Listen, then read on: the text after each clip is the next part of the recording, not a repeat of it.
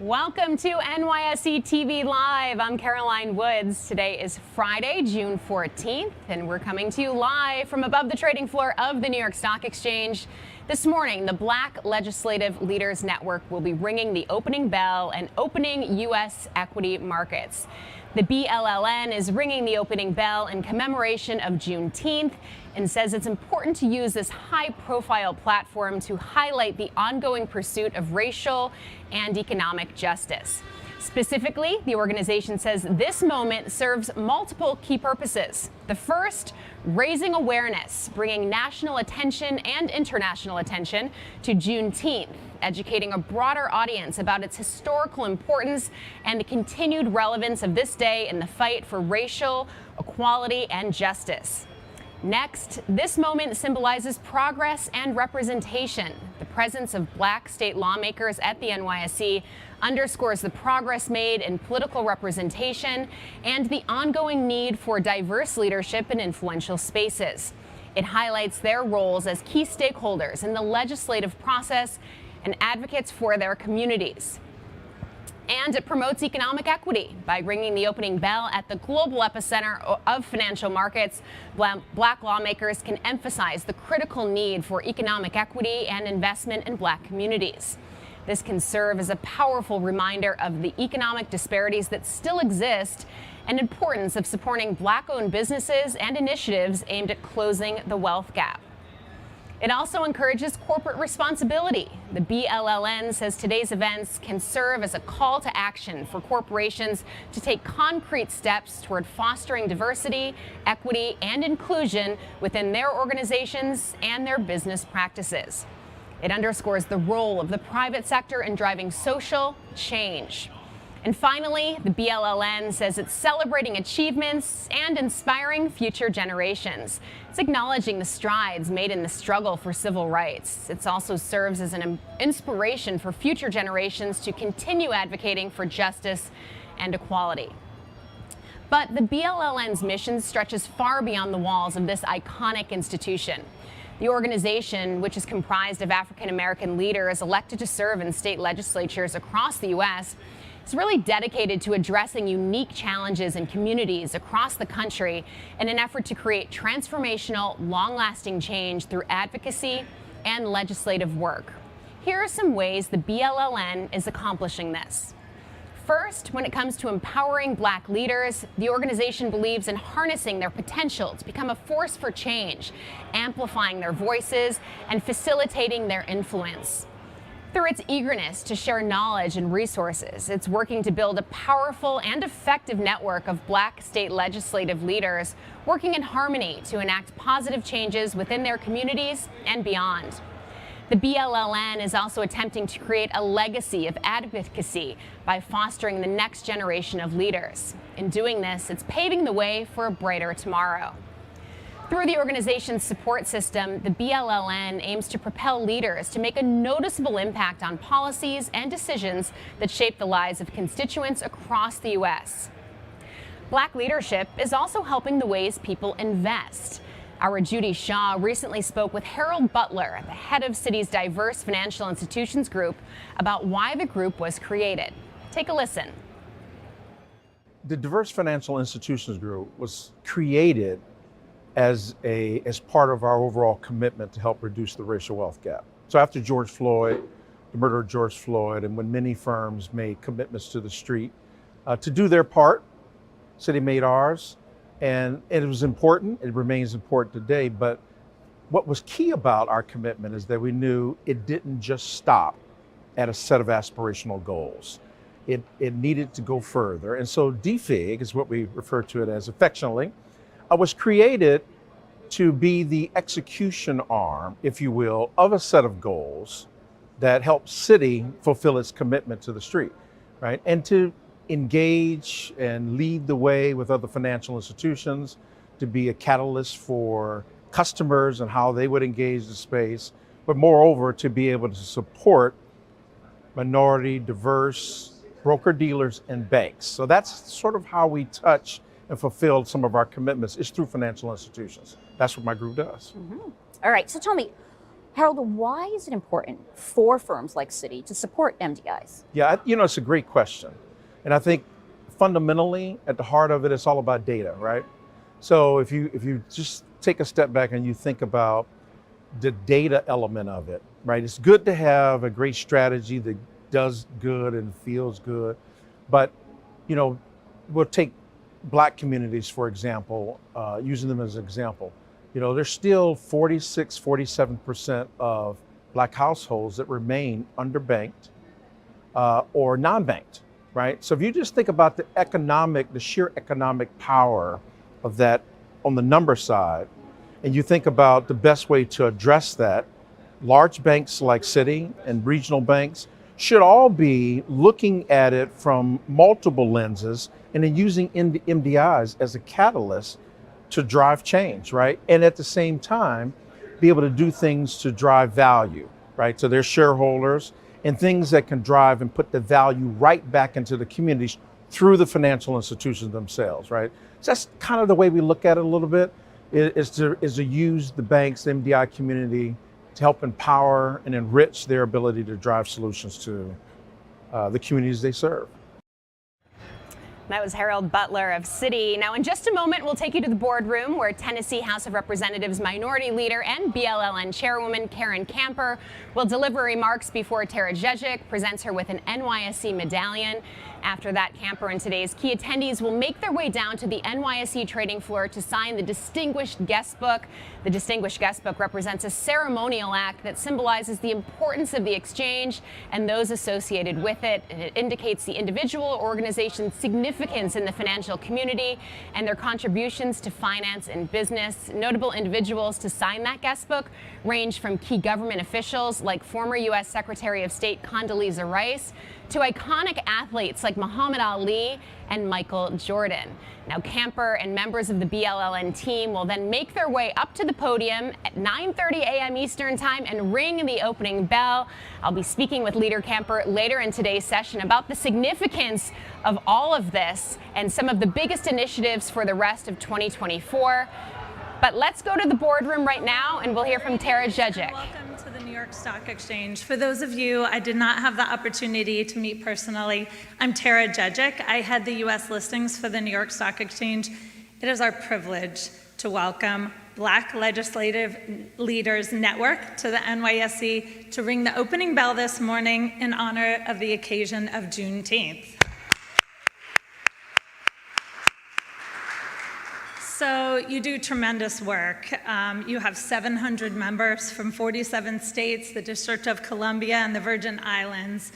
BLLN advocates for public policy, innovation, and joint action on critical issues affecting African Americans and other marginalized communities.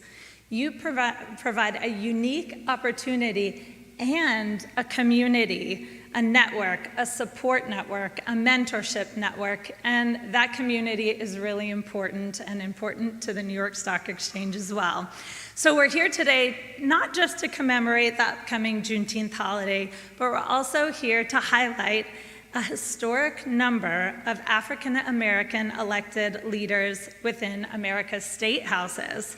These leaders include state speakers, leaders of the House, Senate, state representatives, and participants in legislative committee leadership.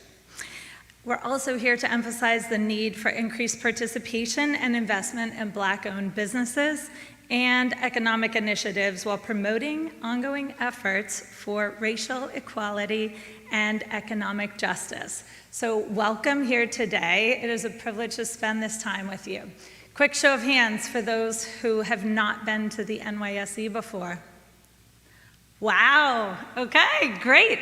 Little bit about where you stand today. So when you walked in the building, if you looked over your shoulder, there is a giant statue of George Washington where our first president took the oath of office. But it's also where the first capital of the United States was started. It's where the Bill of Rights was ratified. Congress and the Supreme Court met for the first time at that location, and Alexander Hamilton penned the report on the federal credit, which really set the stage for our economic system and the foundation for which our economy not just survived, but thrived. So the corner of Wall and Broad is literally a cornerstone of our country, our political system, our economic system, and the markets, because 3 short years after George Washington was sworn in, the New York Stock Exchange started. As the video referenced, 24 members came together, set the stage for the way stocks were exchanged, and 232 years ago, we began. So we hope that you have fun with us this morning. We're going to open a $37 trillion market. No pressure, Karen. But before we go downstairs, I would like to welcome Karen Camper, honorary Karen Camper, Tennessee House of Representative Minority Leader, up here to say a few words.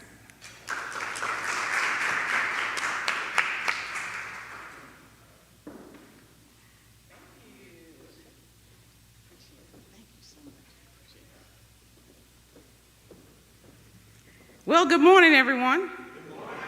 It is an honor and privilege to stand before you today at the New York Stock Exchange. We gather here in this historic hall.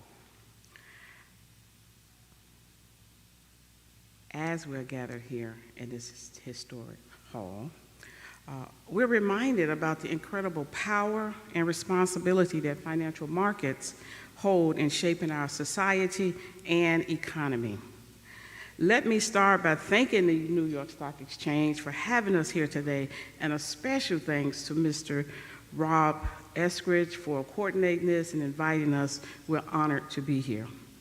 Today, I would like to address a critical issue that impacts us all. That's diversity, equity, and inclusion.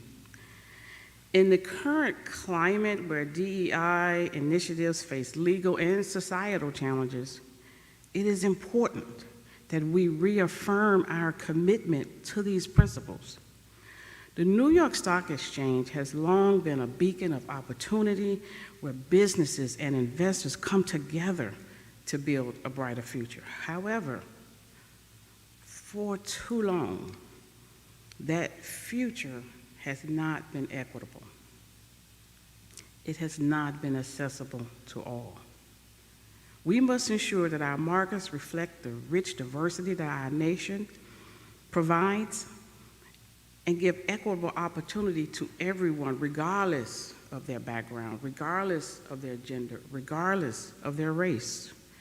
Diversity and inclusion are not just moral imperatives, they are economic necessities, similarly to how we diversify our investment portfolios. Studies have consistently shown that diverse teams drive better decision-making, foster innovation, and enhance financial performance. By embracing diversity, we unlock the full potential of our talent pool and ensure that our economy is both resilient and competitive on a global stage. In light of recent challenges to DEI initiatives, it is crucial that we stand firm in our commitment to creating inclusive environments. We must continue to advocate for policies and practices that promote equity and dismantle any barriers. This includes ensuring minority-owned businesses have access to capital, that our corporate boardrooms reflect the diversity of our communities, and that we support initiatives that uplift underserved populations. The New York Stock Exchange has the power to lead by example by championing diversity and inclusion. You can set a standard for corporate America and inspire positive change across all industries. Your actions today will shape the future for generations to come. As we prepare to ring that opening bell, let us remember that every trade, every investment, and every decision made within these walls have the potential to make a difference. Let us use this moment to reaffirm our commitment to building a more inclusive and equitable economy that works for everyone. Together, we can create a future where the opportunities afforded by our financial markets are truly accessible to all, where diversity is celebrated, and where equity is not just an inspiration but a reality. Thank you. And let's start this day of progress and possibilities as we ring this bell with a renewed commitment of diversity, a renewed commitment of equity, a renewed commitment of inclusion. May God bless you, the New York Stock Exchange, and may God bless America. Thank you so much. I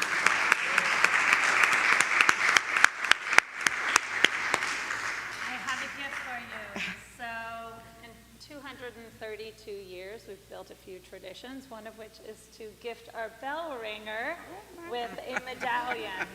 So, on the front of the medallion, you'll see the 6 pillars in front of the New York Stock Exchange. We believe they represent transparency, sustainability, opportunity, capital, innovation, and community. And we have such high regard and tremendous respect for the community that Black Legislative Leaders Network has built. Thank you. You're welcome. On the back, we have the Buttonwood Tree, where our founding document was signed underneath. Believe that this represents the need to have good foundation and roots, but really continue to strive, innovate, and seek the change that you were just mentioning. So for everyone here, you have a smaller version of Ms. Camper's medallion. We hope that you take this with you and remember this morning and enjoy the celebration that we're about to have as we open the markets and bring awareness to your really important initiatives. Thank you so much. Okay. I really appreciate So now I'm going to pass it back over to our NYSE TV host, Caroline, and we will see you down on the trading floor in just a moment. Thanks so much, Tara. That's Tara Jezik. She's head of U.S. listings here at the NYSE. And of course, BLLN chairwoman, the honorary Karen Camper, really amplifying the importance of Juneteenth. That's really one of the Black Legislative Leaders Network's purposes of being here at the NYSE to really focus on the importance and bring national and international attention to Juneteenth. Juneteenth commemorates the end of slavery here in the United States. It was officially signed into law as a federal holiday by President Biden in 2021. It was actually the first new federal holiday since Martin Luther King Jr. Day in 1983. Now, U.S. financial markets, including the New York Stock Exchange, have been closed in observance of Juneteenth since 2022 and will close their doors again this coming Wednesday. Now, the Black Legislative Leaders Network is the latest impact maker to ring the opening bell at the New York Stock Exchange. They'll be doing so in just about 12 minutes. Yesterday afternoon, Goldman Sachs, which trades under the ticker symbol GS, was actually here ringing the closing bell in celebration of its 25th listing anniversary. Goldman Sachs' growth since beginning trading here at the NYSE has been really significant. In 1999, the firm's net revenue was $13.3 billion. In 2023, that figure was $46.3 billion. In 1999, the bank had a presence in more than 20 countries. In 2024, essentially double. It's in over 40 countries. When Goldman Sachs went public, it had 13,500 employees, now 44,400 employees. Finally, Goldman Sachs had $300 billion in assets under management when it listed on the NYSE. Fast forward to March of 2024, Goldman Sachs had $2.8 trillion in assets under management. Some fun facts there. Now, at the time of listing, Goldman Sachs was the second largest initial public offering in the history of U.S. finance. However, the decision to transform the firm into a public company was a hot topic of debate. By the late 1990s, Goldman Sachs was among the last investment banks in the U.S. to be privately held. For some at the company, there were concerns about how going public would change the company's culture, particularly when it came to its aspirational partnership structure. For others at Goldman Sachs, the need to access more capital to better serve its clients and support the firm's growth was a key driver in the argument to go public. It's something Goldman Sachs' chairman and CEO David Solomon, who joined Goldman Sachs as a partner in 1999, discussed during his boardroom remarks yesterday afternoon. Here's what Solomon had to say about the company's eventful and successful journey since.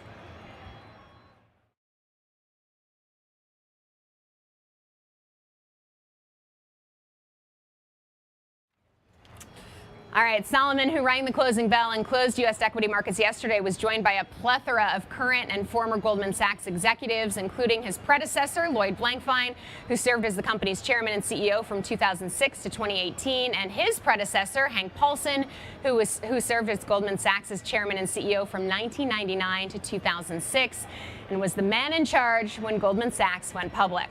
All right, let's switch gears a little bit and talk about some good news, or potentially good news for potential home buyers. They received some good news on Thursday with mortgage rates ticking lower. According to Freddie Mac, the average 30-year mortgage rate fell slightly to 6.95%, below 7%.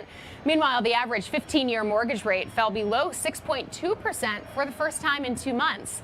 Freddie Mac chief economist Sam Cater said the data suggests the economy is cooling to a little more sustainable level of growth.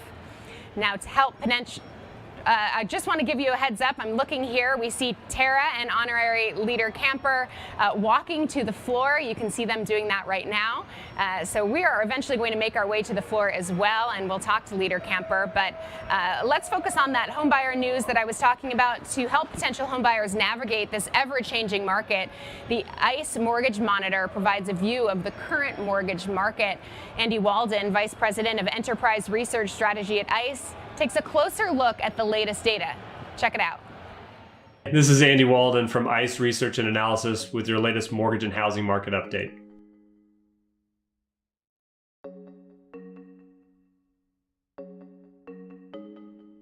Really, the storyline of this spring has been elevated interest rates, less affordability, less demand that's allowing inventory to grow across the country. And you're seeing that by and large nationwide. So 90% of markets across the country are seeing more inventory than they had last year. 14%, so roughly 1 in 7 major markets across the country are now back to or above pre-pandemic levels. And the majority of those are in Texas, Florida, or Colorado, right? And overall, we're seeing 30% more for sale inventory than we had at the same time last year, and we're in the best inventory position that we've been in since the middle of 2020. So really a lot of good news from an inventory perspective, a lot of growth in recent months. And really, when you look at it over a broader spectrum over the last 12 months, you've seen a lot of inventory growth out there across the country.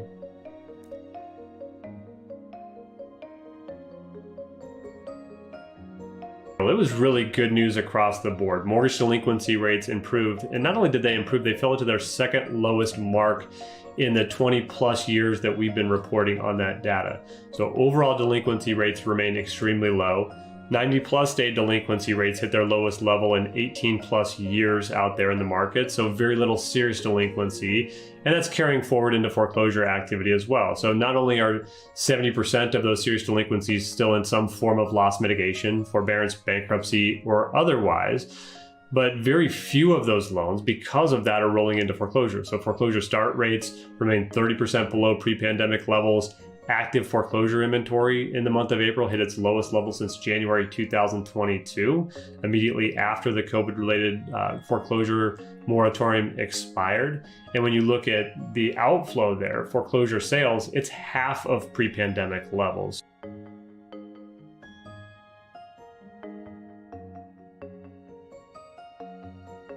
The bulk of those recent adjustable rate mortgages have initial fixed periods of 5, 7, or 10 years. It's very different than the adjustable rate mortgages that were originated from 2003 to 2006 that would reset after 1, 2, or 3 years. And so a lot of those borrowers that have taken out adjustable rate mortgages recently are a few years away from their initial rate resets before those loans become adjustable.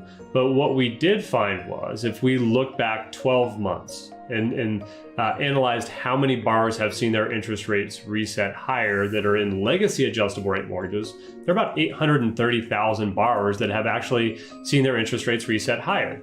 And they're seeing significant interest rate resets. In fact, the average borrower saw a 2 percentage point increase in their interest rate over that span.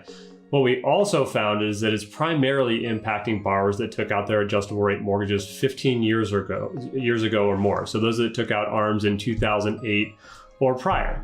The obvious question there is it impacting those borrowers' performance? And so we analyzed those specific loans. And what we found was that the average interest rate on those loans has actually gone from less than 4% 2 years ago to over 7.25% today. So they've seen their interest rates over the last 24 months rise by 3.25% on average. But when you look at delinquency rates among those loans, what you see is that they're still performing relatively well, right? And when you look at the adjustable rate mortgages versus their fixed rate counterparts, you're seeing very similar performance shifts in terms of overall delinquency rates.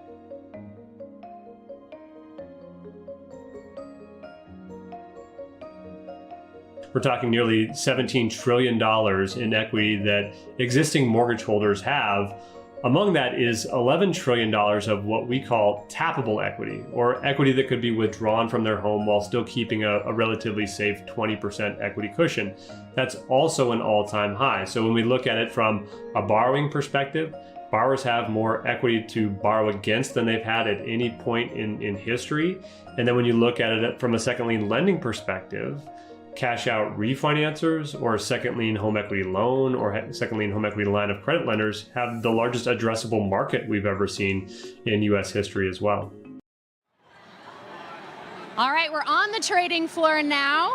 We have about 4 minutes to go before the opening bell, and joining me is Rob Eskrich. He's Director of Government Affairs at ICE. Rob, thanks so much for being here on a very exciting day. Thank you so much for having me. I certainly appreciate it. All right, so the Black Legislative Leaders Network is here today, the BLLN. Talk to me about the importance of them being here, the significance, and also ICE's relationship with the organization. Sure, absolutely. So BLLN was started in 2022. They were trademarked and received their credentials, et cetera, as a nonprofit organization. This is a historic organization with a compelling narrative that brings together Black elected state officials throughout state houses all across the country, a record number this year, about 17 of those elected officials serving throughout the entire country. This is progress that we've never seen before in this country, progress that should be heralded, and glad that it's being heralded this morning at NYSE. And one of the other big priorities today is to amplify the importance of Juneteenth. Talk about the progress that has been made on that front as well. Yes. So Juneteenth, actually celebrating the 1865 emancipation of enslaved people here in America. This is a celebration that's taken place across the African American community within America since that date, 1865, and has been celebrated ever since then. This is something that started about 2 years ago. It was federally enshrined several years ago in 2021, but certainly glad that it's a federally mandated holiday, certainly one that we want to champion and celebrate here at NYSE. I'm glad we're doing that today. Sorry, go ahead. Go ahead. So the importance of this holiday is not just to be celebrated by African Americans, but by all Americans in general, because slavery was something that happened in America, but that emancipation should be something that's heralded by everybody. It's celebrating progress, celebrating freedom. That's something that we all can stand behind as Americans. Yes, certainly a reason to celebrate there. So that's a big priority for ICE as well. But talk to me about some of the other priorities at ICE. Certainly. So as a government affairs director being in D.C., we're literally footsteps away from our regulators, being from Capitol Hill to the SEC, the CFPB, the White House, the Supreme Court, et cetera. So a lot of our issues deal with the market, particularly with market structure, access to capital, things such as cybersecurity, which is ICE is an expert in. We want to be at the table for those discussions. So in terms of progress for our markets, that's super important for our juxtaposition being in DC, also with our markets here in New York as well. Well, speaking of the markets, they're about to open. We just have a little bit of time before the opening bell, about 30 seconds before the opening bell. So we'll come back and talk a little bit more with you after we actually open the equity markets. We see Leader Kemper up there ready to ring, and we're going to toss it to them to take over. There's a lot of excitement here, and then we'll be back right after that, after we open the capital markets.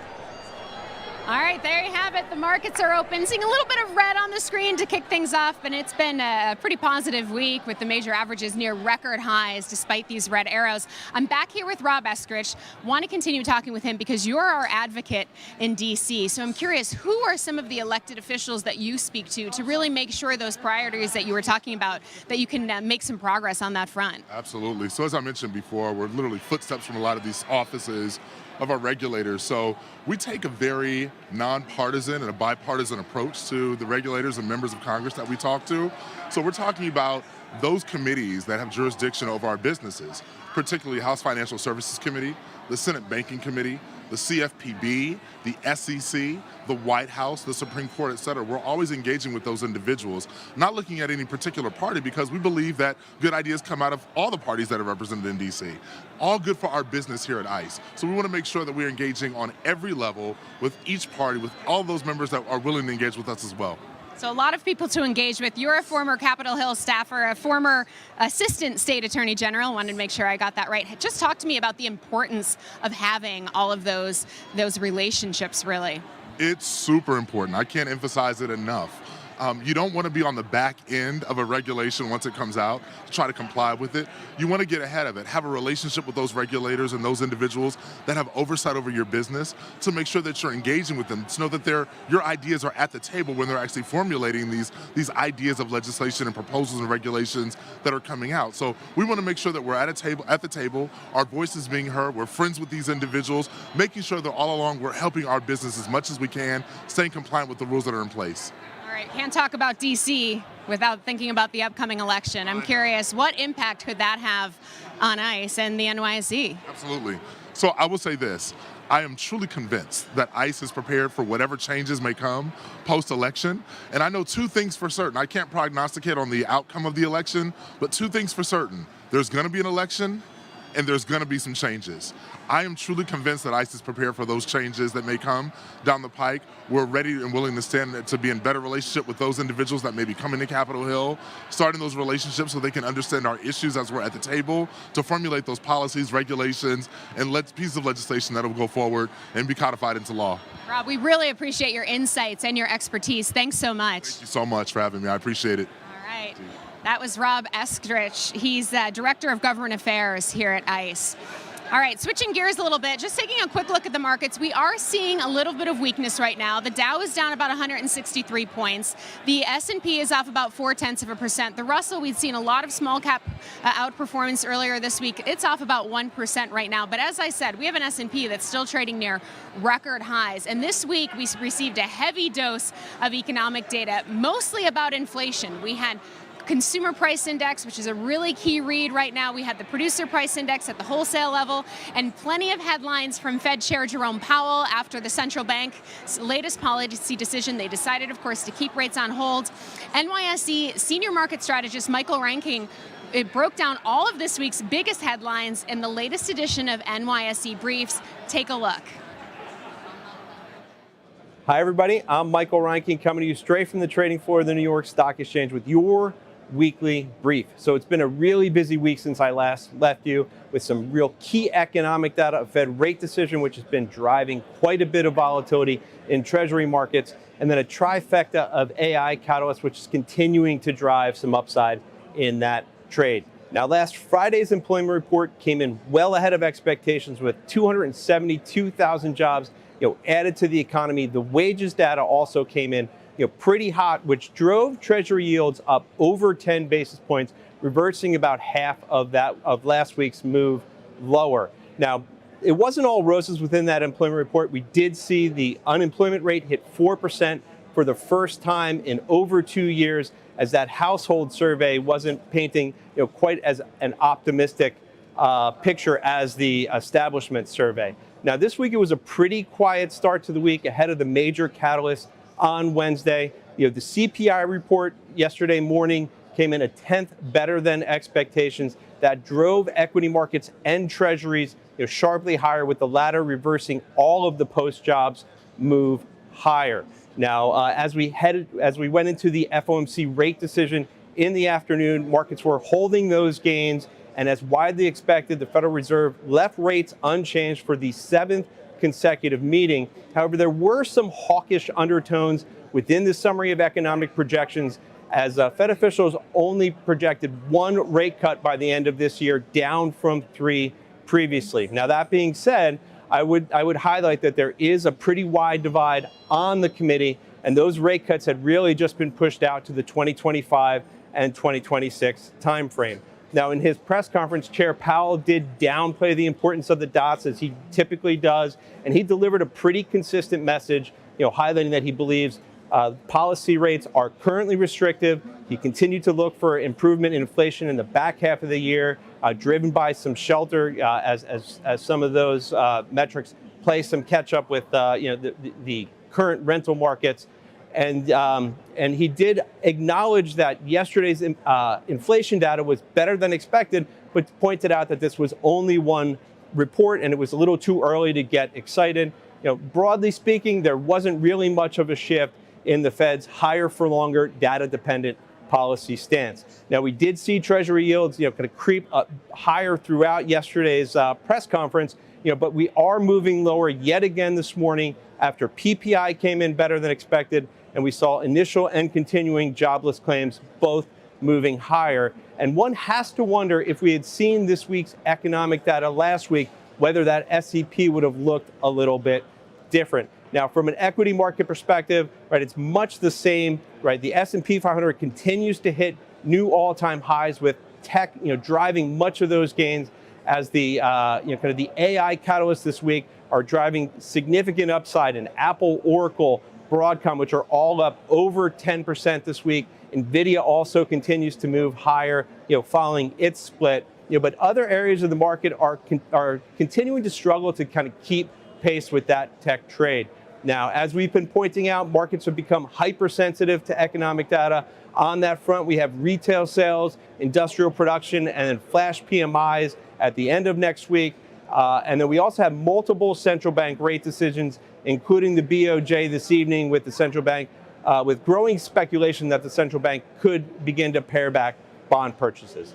Well, that's going to do it for this week. Thank you for joining me. I'm Michael Reinking, and this has been your Weekly Brief. Thanks to Michael Reinking for breaking all the news we need to know down for us. Now, I'll be speaking with some of the leaders of the BLLN in just a moment. But first, our Judy Shaw spoke with BlackRock's Jabari Magnus and Leanda Delp about community engagement, and they offered some advice to aspiring Black leaders. Take a listen.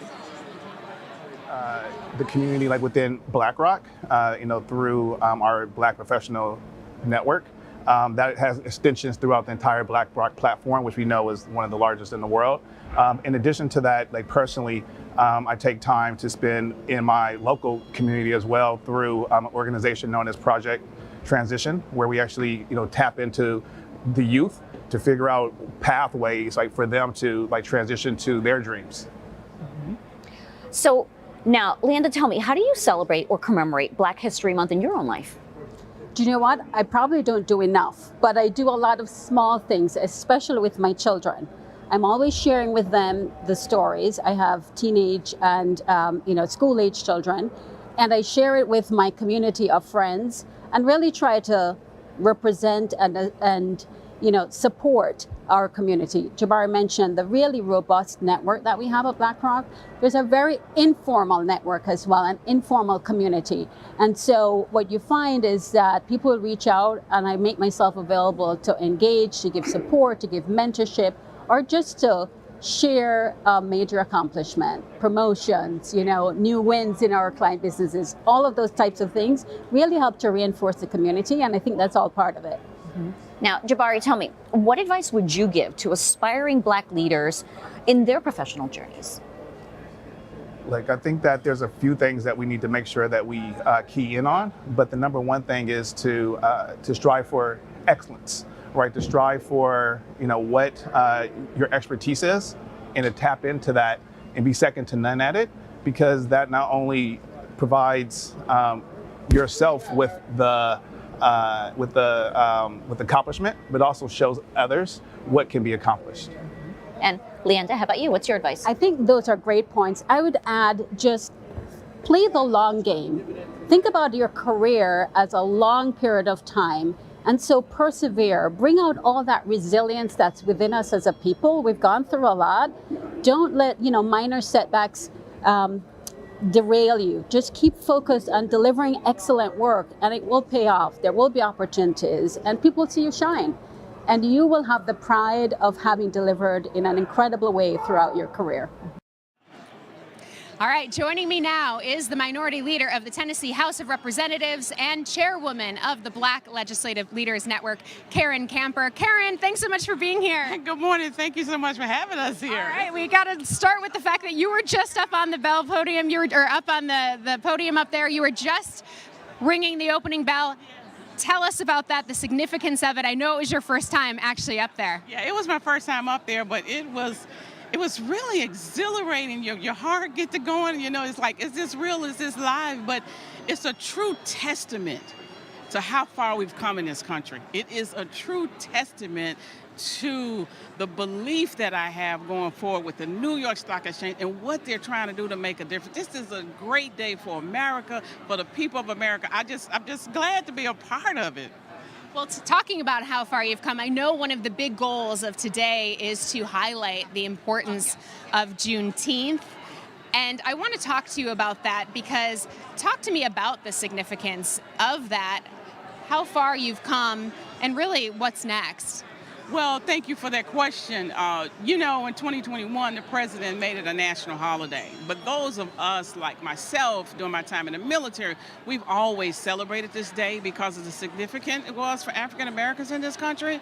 And so now it's been brought to, a bigger stage where everyone in the country is understanding what happened in our history. Over 200 years ago when people in Texas just didn't know. So they were enslaved for an additional 2 years. So just think of the jubilation they felt when they got word, And so this is kind of that jubilation that I'm feeling now. I did pass a bill in Tennessee that was supported by our governor to make it a state holiday in the state of Tennessee. So I think, the country is coming to a place where we are open to understanding everyone's rich history in this country and what it means for this country as we move forward. So we got a lot of work to do, but I'm excited at where we are right now. And the Black Legislative Leaders Network was created really to be a support to one another as we're all dealing with these issues in our various states. So what one state learned, we can share with another state, and then we can help each other as we gradually move forward to a more perfect union. Well, another priority today is really to highlight the historic amount of Black elected officials in America's state houses. So talk to me about the progress there, but also some of the challenges that you're still facing. That's a true statement, and part of why Black Legislative Leaders Network was created was because of the growth of Black leaders in our state houses. We have begun to rise in leadership in our different state houses. And so with that, we have more speakers of the House now than ever before, more Senate presidents than ever before, and they need a support system. They need help in how do we manage this place where we are, and how do we grow from that as we move forward. So it's a significant moment in history for us right now, and Juneteenth, combined with that, it's just kind of the culmination of it all, But yeah, we're making great progress, but we got a lot more work to go. Well, tell me, what is the biggest challenge you're facing right now? One of the biggest challenges that we're facing right now, and I spoke about this earlier, is diversity, equity, and inclusion. I'm just being honest, right? In society and legally, there's a lot of challenges to it. So it's almost as if you've made all of this great progress in this country, where we are moving toward a more perfect union. And as we're beginning to be more inclusive and more diversified, there are attacks on it. So we've got to have a strategy of how do we deal with that, but at the same time, we have to educate those who don't understand, who believe that they're losing something when actually they're gaining. Just think about this very stock market. In everything that we do, what do we think about? Diversification of assets. How do we yield a bigger return? diversification. You don't put all of your eggs in one basket. It's just the same thing. How do we bring more diversified thought, more diversified experiences? How do we include that in our decision making? So that's a big challenge, but I'm just going to tell you, America has been through more. America has come a long way, and we are still moving toward that more perfect union. Is this just one part of it? And the more we educate one another, the more I'm willing to hear what you have to say, and you're willing to hear what I have to say. Just thinking of possibilities. So well said. I think that's a perfect place to leave it. Thank you so much for taking the time, and congratulations again. Thank you so much. Thank you all so much for having us. Thank you so much. That's Karen Camper. All right, we're going to take a quick look at what's going on the floor, and then we're going to be back with more BLLN leaders in just a second.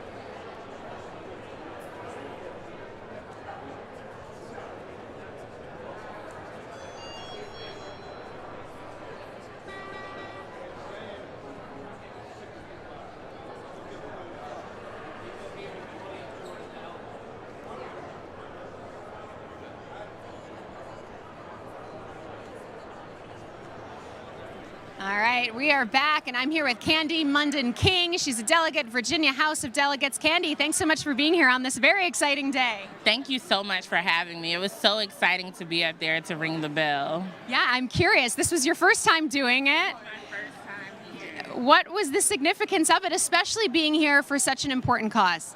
It was truly significant and monumental for me. We're here to celebrate and recognize Juneteenth, and really there is no freedom without economic freedom. So BLLN is working across the country to create policies that will empower African American families. So it's very exciting to see the work happening here. Talk to me about how some of those policies are bringing about change, because we were just talking to Karen Camper. She was talking about the challenges. She's so inspirational, but I'm curious about some of the progress you've been seeing.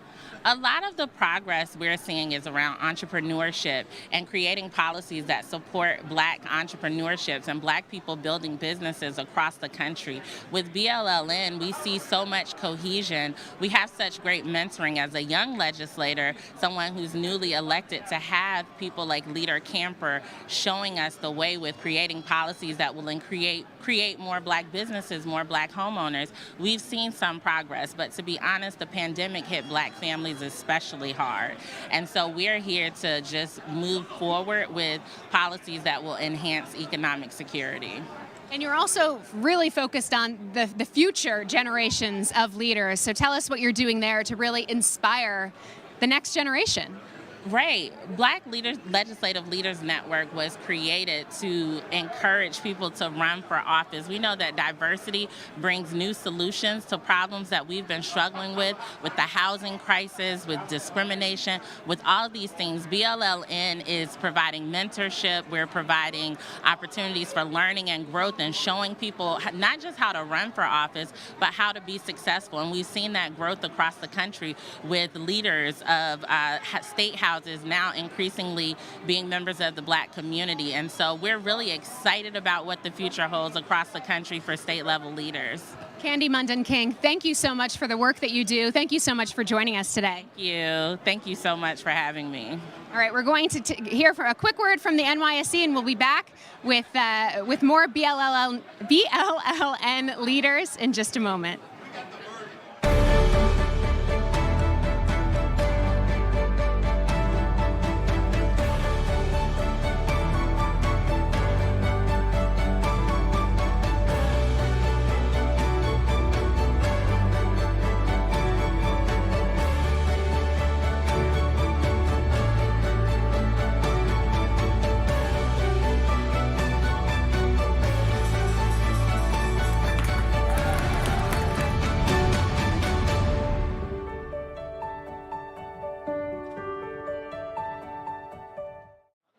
Me.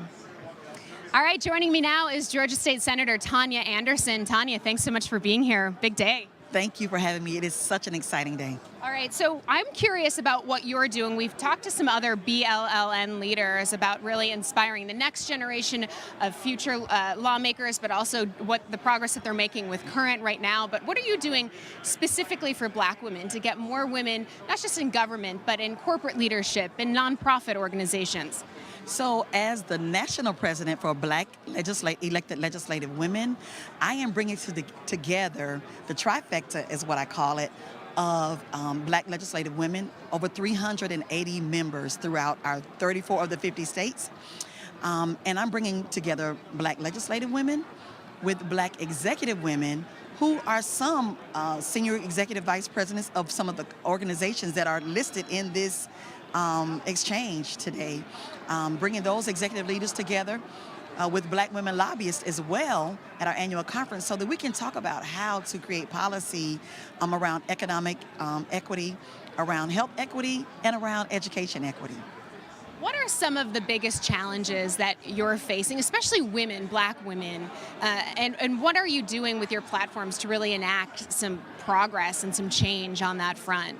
So some of the things that we face daily, of course, is, gender equity when it comes to pay. We face that health equity, Black maternal health is a huge need for policy to be created. And then, the education piece. Black women are the ones who end up with probably a lot of student debt more than any other because we have to overcompensate for being Black, for being women. And then we go for the high-paying jobs, so that degree requires a lot of money because a lot of us are single parents, and then some of us are just want to be, are overachievers like me. And it just creates opportunity for us as Black legislative women to have the conversations with others so that we can know what policy to put in place. You were elected to Georgia State Senate to represent Georgia's 43rd district back in 2016. Talk to me about some of the other initiatives that you're focused on through the rest of 2024.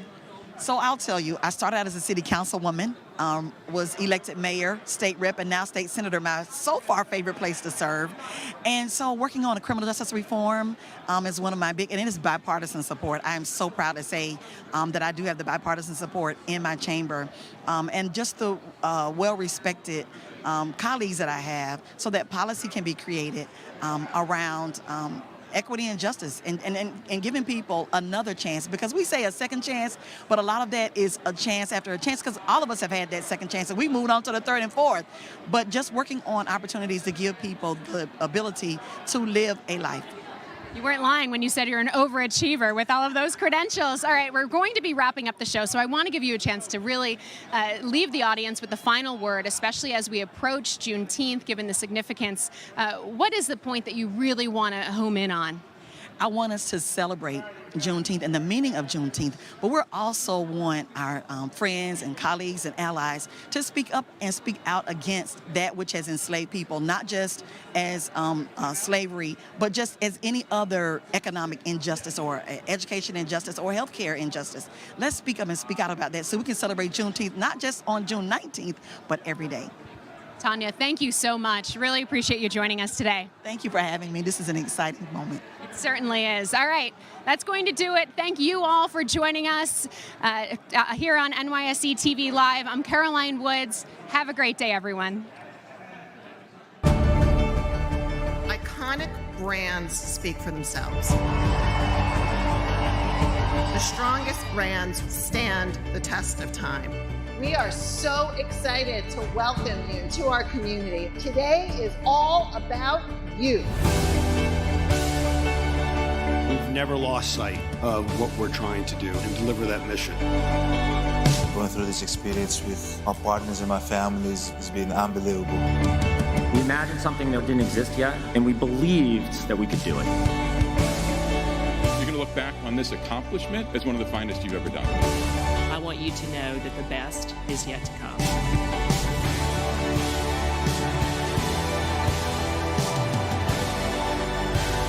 Just a few minutes, we'll go downstairs to the legendary New York Stock Exchange trading floor to ring the opening bell. The history here, the tradition, it's just incredible for us to be at this moment.